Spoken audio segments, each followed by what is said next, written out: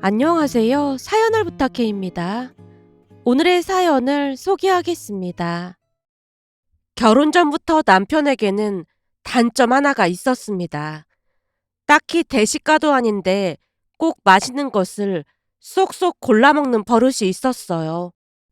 치킨을 시켜 놓으면 닭다리 2개는 남편 입으로 재빠르게 사라졌고, 저는 늘 인기 없는 퍽퍽살을 앞에 두고 조용히 있을 뿐이었습니다. 해산물 스파게티를 시켜도 상황은 비슷했어요. 해산물을 좋아한다는 이유로 조개며 새우까지 맛있는 건 모두 젓가락 끝에서 사라졌고, 제가 건져 올릴 수 있는 건 소스에 부른 면발 뿐이었습니다. 저는 원래 먹는 속도도 느리고 체질도 조금만 먹어도 배부른 편이라 처음에는 그냥 그러려니 넘겼어요. 많이 먹어봤자 살만 찌는 거지라며 스스로를 다독이며 접시 위에 퍽퍽살을 조용히 씻곤 했으니까요. 하지만 식탁 위의 작은 불균형은 서서히 제 속을 뒤집어 놓기 시작했습니다. 함께 밥을 먹으면 저도 모르게 속도가 빨라졌고, 눈앞에서 사라지는 맛있는 것들을 보며 마음이 조급해졌어요. 결국 자주 체하게 되었고, 배는 부른데 마음은 허한 날들이 이어졌습니다. 그것뿐만이 아니었는데요. 늘 메뉴를 각자 하나씩 시켰지만 음식이 나오자마자 남편이 자연스럽게 한 입만을 외치며 제가 먹을 음식에 손을 뻗었고, 그 한 입이 2입, 3입이 되면서 순식간에 음식이 반쯤 비워졌습니다. 그러다 어느 날은 유독 배가 고팠기에 조심스럽게 제안을 하기도 했어요. 이렇게 내 거 다 먹을 거면 그냥 처음부터 3개 시켜서 나눠 먹자. 늘 내 걸 반이나 먹어버리니까 난 항상 배고프단 말이야. 제 말에 남편이 고개를 절레절레 흔들며 대답했어요. 자기는 원래 입이 짧은데 그건 너무 많지. 그 말에 서운함들이 입 밖으로 흘러나왔고, 결국 말다툼으로 번지고 말았어요. 내가 아무리 소식거라고 해도 음식 나올 때마다 자기가 내 거 반은 먹어버리니까 그렇지. 근데 말을 그렇게 하면 어떡해? 어, 난 그냥 음식이 남을까봐 한 말이었어. 알았어. 앞으로는 자기 음식 안 먹으면 되잖아. 그날 이후 남편은 제 음식에 손을 대지 않았습니다. 사실 남편의 식탐을 알면서도 결혼을 결심했는데요. 어떻게 보면 꽤 치명적인 단점이었지만, 그 모든 걸 알고 있었음에도 그를 선택한 데는 분명한 이유가 있었습니다. 그 사건은 결혼 전 남편과 밥을 먹던 중 엄마에게서 전화가 걸려오면서 시작이 되었어요. 그날도 평범한 하루였습니다. 부모님이 친구 부부와 해외여행을 떠난 지 사흘째가 되는 날이었어요. 퇴근 후 남편과 마주 앉아 저녁을 먹고 있었는데 갑작스레 휴대폰이 울려서 보니 발신자는 엄마였습니다. 아연아, 지금 어디니? 급한 기색이 느껴지는 목소리였어요. 나? 주원 씨 만나고 있지. 그 말에 엄마가 한 박자도 쉬지 않고 말을 이어갔습니다. 지금 할머니한테 좀 가봐야 할 것 같아. 할머니한테 무슨 일 있는 거야? 엄마가 다급한 숨을 고르며 상황을 설명했는데요. 할머니께서 뭔가 잘못 드셨는지 계속 설사를 하셔서 급기야 옆집 할머니가 이장님을 불러서 병원에 다녀오셨다고 했습니다. 할머니 연세도 있으신데 혼자 계시면 안 될 것 같아서 그래. 내가 가고 싶어도 지금 해외라 갈 수도 있는 처지가 아니잖아. 어차피 내일 주말이니까 네가 내려가 봐야 할 것 같아. 갔다가 주말 내내 할머니 곁에 있다가 오도록 해. 근데 내려가는 기차표가 있나 모르겠다. 엄마의 목소리에 초조함이 묻어 있었어요. 알았어. 내가 내려갈게. 기차표 없으면 고속버스라도 타지 뭐. 근데 별일 없을 거니까 너무 걱정은 하지 말고. 그래, 고마워. 그리고 내려가자마자 엄마한테 바로 전화하고. 알았어. 전화를 끊자마자 다급한 목소리로 남편에게 말을 꺼냈습니다. 자기야, 나 지금 가봐야 할 것 같아. 왜? 무슨 일 있어? 할머니가 장염 때문에 병원에 다녀오셨다는데 많이 안 좋으신가 봐. 혼자 계시다 보니까 내려가 봐야 할 것 같아. 그럼 기차 타고 가는 거야? 늦은 시간이라 기차가 있나 모르겠네. 우선 기차표 확인부터 해볼게. 휴대폰을 꺼내 기차 시간표를 확인하려던 참이었는데요. 그때 남편이 툭 던지듯 말했습니다. 그럼 내가 데려다 줄게. 그 말에 휴대폰을 들고 있던 손을 멈춘 채 조용히 물었어요.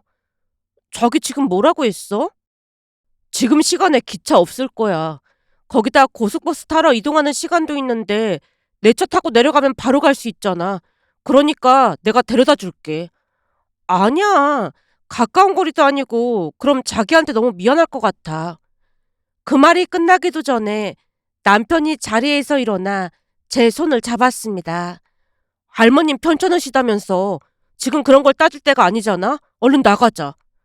진짜 괜찮은데? 제가 다시 한번 거절했지만 남편이 성큼성큼 차가 있는 곳으로 걸어갔기에 머뭇거리다 따라 나섰습니다. 그렇게 얼떨결에 남편 차를 타고 할머니 집으로 향했어요. 차창 밖으로 어둠이 스르륵 내려앉아 있었는데요. 남편이 운전대를 잡은 채 가끔 제 표정을 살피곤 했습니다. 긴 여정 끝에 할머니 집 앞에 도착을 했어요. 익숙한 골목, 늘 그 자리에 있던 대문 앞에 차가 멈춰섰고 급하게 문을 열고 집 안으로 들어갔는데요. 우리 강아지가 웬일이야? 할머니 괜찮아? 병원 다녀왔다며. 가까이 다가가며 말을 건네자 할머니가 손사래부터 쳤습니다. 할미 괜찮어. 의사도 그냥 장염이라고 약 먹고 쉬면 괜찮다고 했어. 애미한테 걱정하지 말라고 신신당부까지 했는데 그 여도를 내려보낸 거야? 엄마가 계속 걱정된다면서 빨리 내려가 보라고 하더라고. 그런 일이 있었음 나한테 먼저 연락을 하지 그랬어. 속상한 마음에 제가 할머니에게 잔소리를 하고 있었는데요.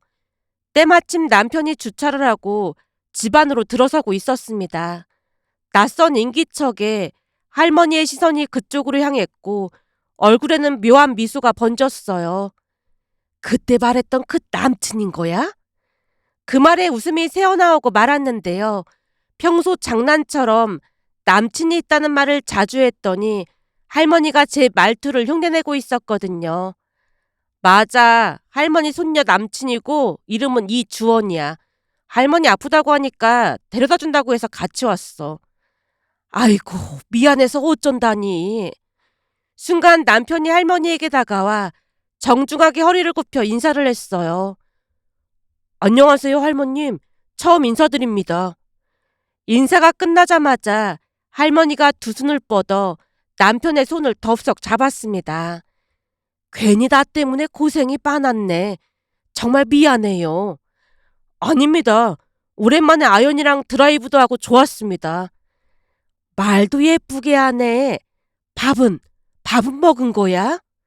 할머니가 저를 바라봤습니다. 서울에서 밥 먹고 내려왔어. 그래도 출출할 테니까 잠깐만 앉아 있어봐. 내가 얼른 준비할게. 할머니가 자리에서 일어나자 남편이 말을 꺼냈어요. 할머님, 휴게소에서 간식 많이 먹어서 괜찮습니다. 그래요? 그럼 내가 내일 맛있는 거 해줄게요. 뭐 먹고 싶은 거 있어요? 할머님, 곧 손주 사이 될 텐데 말씀 편하게 하세요. 손주 사이? 그렇지. 우리 아연이랑 결혼하면 손주 사이가 되는 거네. 할머니가 큰 소리로 웃음을 터뜨렸습니다. 다음날 아침 우리는 할머니가 손수 차려주신 아침상을 앞에 두고 소박하지만 푸근한 식사를 나눴습니다. 제가 밥을 하겠다고 했지만 할머니께서 굳이 해주셨어요. 갓 지은 밥에 갈치조림과 나물 반찬, 그리고 된장국에서는 고소한 냄새가 피어올랐습니다. 남편이 된장국 맛을 보다가 감탄하며 외쳤어요. 할머님, 된장국 맛이 아주 일품입니다. 그 말 한마디에 할머니 얼굴에 미소가 번졌고 남편은 식사 내내 감탄을 쏟아내며 밥을 두 그릇이나 뚝딱 비웠습니다. 그날은 하루 종일 그렇게 웃고 먹고 이야기하며 오랜만에 따뜻한 시간을 보냈고 밤늦게 서울로 올라왔어요. 집에 도착하자마자 곧장 할머니께 전화를 드렸습니다. 벨이 울리자마자 들려온 할머니의 목소리는 마치 노래라도 부르듯 흥에 겨워 있었어요. 아연아, 사람이 참 괜찮더라. 밥도 얼마나 복스럽게 잘 먹던지 할미 마음에 쏙 들었어. 할머니 마음에 들었다니 다행이네. 할머니는 칭찬을 한 번으로 끝내지 않았고 그 뒤에도 계속해서 남편 칭찬을 했습니다. 그날의 모습이 오랫동안 제 머릿속에 남았고 결혼을 결심하게 된 계기가 되었다고 해도 과언이 아니었어요. 물론 식탐에 문제가 있긴 했지만 그 외의 것은 정말로 문제가 없었으니까요. 그렇게 얼마 뒤 우리는 모두의 축복 속에서 결혼식을 올렸습니다. 양가 어르신들은 흐뭇한 얼굴로 우리의 손을 꼭 잡아주셨고 친구들과 지인들 사이에 둘러싸여 그날 하루는 말 그대로 행복이라는 단어 하나로 가득 찼습니다. 결혼 후의 생활도 행복했는데요. 크게 다투는 일도 없었고 서로의 리듬에 천천히 맞춰가는 시간들이 조용히 흘러갔으니까요. 물론 그럼에도 불구하고 남편의 식탐은 여전했습니다. 무엇을 먹든 맛있는 부위는 여지없이 남편의 젓가락 끝에서 사라졌기에 가끔은 마음이 씁쓸하기도 했지만 일일이 말하기 귀찮아서 굳이 내색하지 않았습니다. 하지만 지금에 와서 생각해보면 오히려 그게 더 문제였는지도 모르겠습니다. 참고 넘기고 애써 무시하던 그 모든 순간들이 결국 저를 무너뜨리는 씨앗이 되었다고 해야 할까요? 임신 이후에 출산을 하고 몸이 제 몸 같지 않다는 걸 매순간 실감하며 조리원에서 지내는 동안 마음 한켠에서 무언가 스르르 무너져 내렸어요. 다행히 예약해둔 산후조리원은 꽤 괜찮았습니다. 밥도 정갈했고 양은 많지 않았지만 반찬 하나하나에 회복이라는 단어가 곁들여져 있는 것처럼 정성이 느껴졌으니까요. 하지만 문제는 그 밥조차 온전히 제 몫이 아니었다는 데 있었어요. 남편은 조리원에서도 여전히 식탐을 부렸거든요.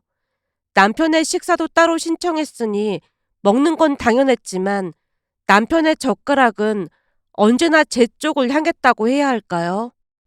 자기는 원래 많이 못 먹잖아. 남기면 아까우니까 내가 먹을게. 그 말을 하며 조심스레가 아닌 익숙하다는 듯 제 반찬을 슬쩍 자기 접시로 옮기곤 했습니다. 물론 처음에는 그냥 넘겼어요. 입맛도 없었고 음식을 입에 넣는 것조차 버겁던 시기였으니까요. 하지만 그 행동이 날마다 반복되면서 슬슬 짜증이 밀려왔습니다. 어느 날은 아예 제 밥그릇에 있던 밥 절반을 자기 먹처럼 푹푹 퍼가더니 정신없이 밥을 먹기도 했어요. 그러던 어느 날은 진짜 도를 넘었다고 느꼈던 순간이 있었는데요. 제 미역국에 들어있던 소고기를 전부 건져서 가져가는 게 아니겠어요? 그 순간 울컥하고 끓어오르는 무언가가 가슴 밑바닥에서 확 솟구쳐 올랐습니다. 다른 것도 아니고 어떻게 산후조리하는 아내의 음식에 욕심을 내는 걸까 하는 생각과 함께 남편이 너무나도 한심해 보였기에 말없이 젓가락을 내려놓고 남편을 바라보다가 조용히 입을 뗐어요. 자기 그냥 집에 가라. 남편이 깜짝 놀라 되물었습니다. 그게 무슨 말이야? 입안에 음식이 가득 들어있는 남편의 모습을 보며 정나미가 떨어졌기에 다시 한번 단호하게 말했어요. 혼자 있고 싶으니까 그냥 집에 가라고. 진짜 꼴도 보기 싫어. 제 입에서 급기야는 그 말이 터져나왔고 남편이 눈치를 살피며 조심스레 나갔습니다. 문이 닫히는 소리가 들리자 그제야 제가 긴 한숨을 토해냈는데요. 서러움과 실망이 뒤섞인 그날의 공기가 한동안 느껴졌다고 해야 할까요? 그 이후 남편에게 오지 말라고 단단히 말했고 며칠간 남편은 조용했습니다. 그렇게 며칠이나 지났을까요? 평소 조용히 지내던 시누이에게서 전화가 걸려왔어요. 언니, 저예요. 괜찮으세요? 몸은 좀 어때요? 익숙한 목소리였지만 어딘가 조심스럽고 살짝 긴장된 숨결이 묻어 있었습니다. 그냥 아직은 좀 힘드네요. 출산하면 많이 힘들다고 하더라고요. 신우이가 말끝을 흐렸는데요. 뭔가 더 하고 싶은 말이 있는 듯 망설이다 이내 침묵했어요. 그 조심스러운 망설임 속에서 제가 먼저 말을 꺼냈어요. 아가씨, 혹시 할 말 있어요? 아, 그게 사실은요. 신우이는 예의 바르고 배려심 많은 사람으로 항상 제게 깍듯했고 모든 것을 조심스럽게 행동했어요. 그날도 신우이가 조심스럽게 말을 꺼냈습니다.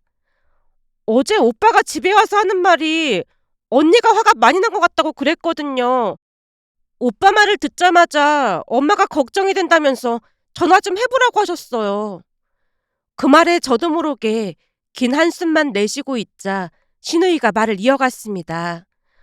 엄마가 그러시더라고요. 오빠가 워낙 눈치가 없어서 뭔가 큰 실수를 했을 거라고요. 그래서 많이 걱정하고 계세요. 언니, 오빠가 진짜 뭔가 잘못한 거죠? 말없이 창밖을 바라보다가 조용히 입을 뗐습니다. 그게 뭐라고 해야 할지 모르겠어요. 한참 말을 고르다 결국 천천히 그동안 있었던 일들을 전부 꺼내놓았어요. 그런데 제 말을 듣던 신우이의 목소리가 갑자기 높아지는 게 아니겠어요? 신우이의 말은 거침없었습니다. 언제나 조심스러웠던 모습과는 달리 완전히 달아오른 목소리였으니까요. 우와, 미쳐도 단단히 미쳤네? 어디 할 짓이 없어서 그딴 짓을 할 수가 있어요? 그냥 얼굴에다 미역국을 확 들이붓지 그랬어요. 제가 말없이 숨을 삼켰는데요. 신우이가 계속해서 말을 쏟아냈습니다. 언니, 이건 그냥 넘어갈 문제가 아니에요. 우선 엄마랑 상의해 볼게요. 말끝이 점점 떨리더니 미안하다는 말을 끝으로 전화가 끊어졌는데요. 그 뒤 기막힌 일이 일어날 줄 누가 알았겠어요. 산후조리를 마치고 집으로 돌아온 어느 날 몸은 여전히 무거웠지만 마음만큼은 조금씩 안정을 찾아가고 있었습니다. 양가에서 번갈아가며 반찬을 챙겨주고 작은 일에도 신경 써주는 모습에 괜시레 뭉클하게 느껴지던 시기였으니까요. 물론 남편은 여전히 그 반찬들 속에서 가장 맛있는 것들만 골라내느라 여념이 없어 보였는데요. 그러던 어느 날이었습니다. 시어머님이 반찬을 잔뜩 싸들고 찾아오셨어요. 손에 들린 보자기 안에서 풍기는 냄새가 심상치 않았고 그 중에서도 갈비찜 냄새가 코끝을 톡 치고 들어왔습니다. 아연아, 이번 갈비찜이 아주 맛있게 됐어. 아, 네, 어머님. 감사합니다. 웃으며 대답했지만 그 다음 말이 이상했어요. 근데 너는 절대로 먹으면 안 된다. 네? 얼떨결에 눈을 동그랗게 뜨고 시어머님을 바라봤는데요. 제 시선을 대수롭지 않게 넘기며 시어머님이 말을 이어갔습니다. 갈비찜이 얼마나 맛있게 됐는지 몰라. 주연이 혼자 다 먹으라고 가져왔으니까 넌 절대 먹으면 안 된다.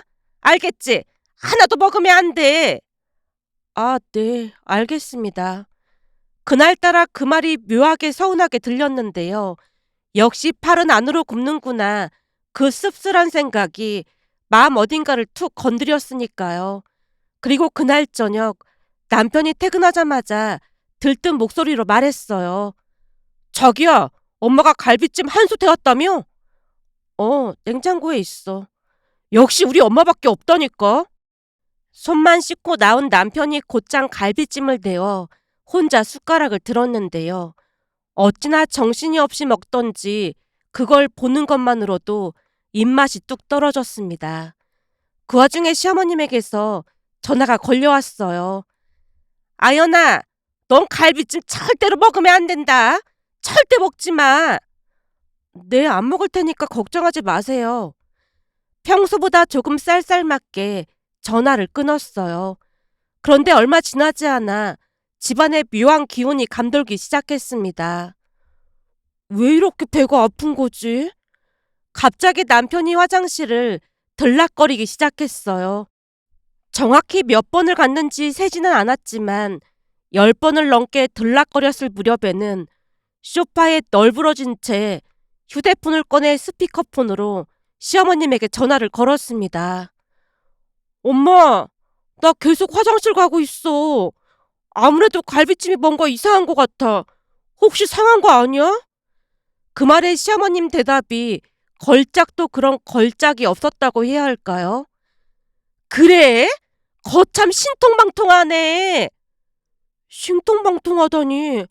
아들이 아프다는데 그게 무슨 소리야? 진짜 계속 화장실 가는 거야? 나 지금 완전히 탈진 상태야. 대체 갈비찜에 뭘 넣은 거야? 뭘 넣었냐면 그거 있잖아. 대장 내시경 하기 전에 먹는 약 말이야. 그거 갈비찜에 전부 넣었거든. 뭐? 엄마 지금 장난하는 거지? 남편이 미간을 잔뜩 찌푸린 채 되물었는데요. 시어머님의 목소리가 순식간에 높아졌습니다. 장난 같은 소리 하고 앉았네. 니놈 식탐 꼴 보기 싫어서 그랬다. 산후조리하는 아내 미역국 뺏어먹는 인간이 정신이 제대로 박힌 인간이야? 그동안 뺏어먹은 거 줄줄 싸내라고 그런 거야. 엄마, 진짜 갈비찜에 그거 넣었단 말이야? 그쯤에서 남편은 울기 직전의 표정이었는데요. 너 잘 들어. 앞으로 내 귀에 식탐 얘기 또 들려오면 그때는 쥐도 새도 모르게 오늘 넣은 거 몇 배로 더 넣을 테니까 너 각오해야 할 거야. 내가 평생을 네 아버지 식탐 때문에 징글징글 맞게 살았는데 너까지 그래야겠어? 이제는 식탐에 식자 만들어도 내가 소름이 끼쳐. 그리고는 전화가 끊어졌습니다. 그날 밤 남편은 밤새 화장실을 들락날락했고 아침이 되자 탈진 상태로 얼굴이 반쪽이 되어 있었어요. 그 황당한 사건 이후로 남편은 정말 조심스러워졌는데요. 더 이상 쫓기듯 밥을 먹지도 않았고 제 음식에 욕심을 내지도 않았습니다. 젓가락을 들기 전 잠깐 멈칫하는 습관까지 생겼을 정도였으니까요. 그리고 그 사건의 진짜 원인을 그제서야 알게 되었는데요. 시아버님도 한때 식탐이 아주 심했다네요. 특히나 아들을 위해 준비해둔 반찬을 몰래 먹기도 하셨기에 그로 인해 시어머님과 다툼도 끊이지 않았다고 했어요. 남편도 그런 시아버님을 보고 자랐으니 그 습관이 몸에 배어 있었던 게 아닌가 싶었습니다. 하지만 다행히도 이제는 시아버님과 남편이 많이 바뀌었답니다. 며칠 전 오랜만에 치킨을 시켰는데요. 닭다리를 하나씩 조심스레 접시에 나눠서 옮겨 담는 남편의 모습을 보면서 웃음이 새어나왔습니다. 그 모습을 보며 시어머님의 해안 덕분에 모든 게 좋아졌다는 생각이 들어 감사한 마음을 전하고 싶어 이렇게 글 남겨봅니다. 오늘의 사연은 여기까지였습니다. 즐겁게 보셨다면 구독, 좋아요 부탁드립니다. 고맙습니다.